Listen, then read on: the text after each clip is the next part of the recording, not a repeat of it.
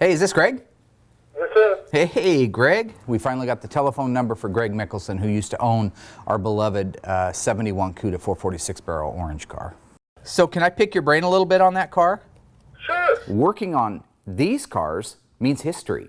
We got the car like from a guy out of Medford who got it from a guy outside of Culp Creek area. When you have an idle minute and no part in your hand, do the other version of work on these cars up here. And he got it from the kid that wrecked it. When I talked to Greg, he had also heard urban legends about how the Cuda was wrecked. What he did was he turned around and he was passing one of his buddies in a truck on a corner out by Monroe. And it was, like one of those real just hairpin corners. Some of the things added up to the stories that we were told years ago when we got the car.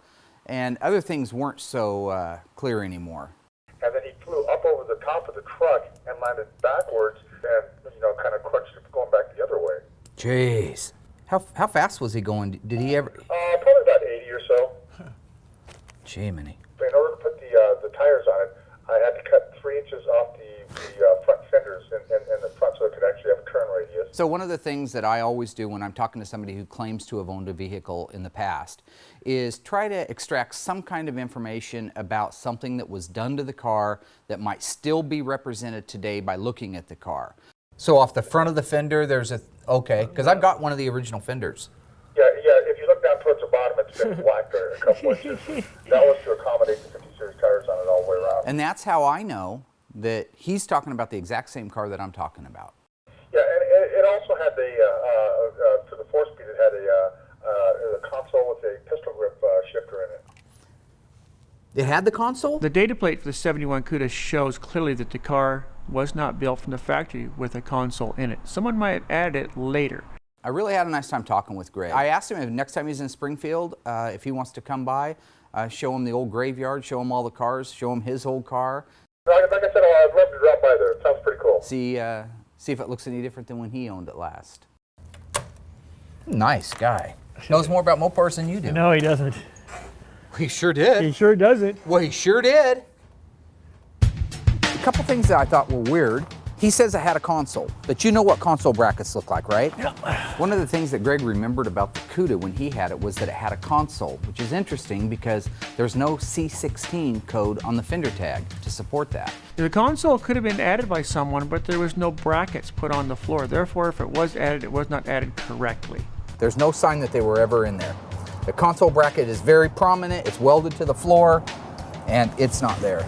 It didn't have a factory console. The data plate would have called that out? It would have. It would have been a C16. Now, one thing he said in that was that he put those big TA50s on it, which everybody did.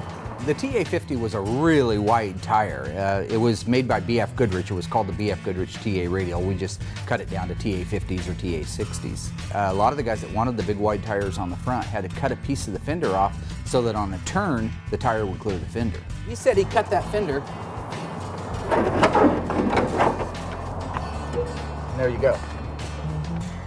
Greg says that this thing went over and hit into a ditch and then somehow flipped up or something. The most confusing part for me, because I've really analyzed the stories of the original crash, was Greg's version of it. And then this truck went under it and it climbs and it rolls back down on its wheels into the embankment in the back.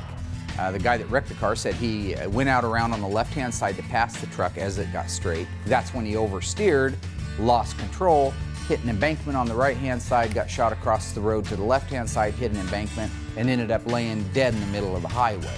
I believe parts of what he said happened, truly did happen, but there's evidence that exists on the car now that do not support everything he said that happened. Look at this. Doesn't that look like it went sideways into It's a pole or a tree. That's the kind of point. impact you get from that, yeah. That's my point exactly. Mark is going to send Josh and I out to the crash site again to see if we can find out any more clues as to how the accident actually occurred. So this is the right fender. It could be anywhere. If he went around backwards, it could be on the opposite side of the road. We're going to look for a pole and or a tree and or a post that the car might have actually come into contact with back when it was wrecked back in the 80s.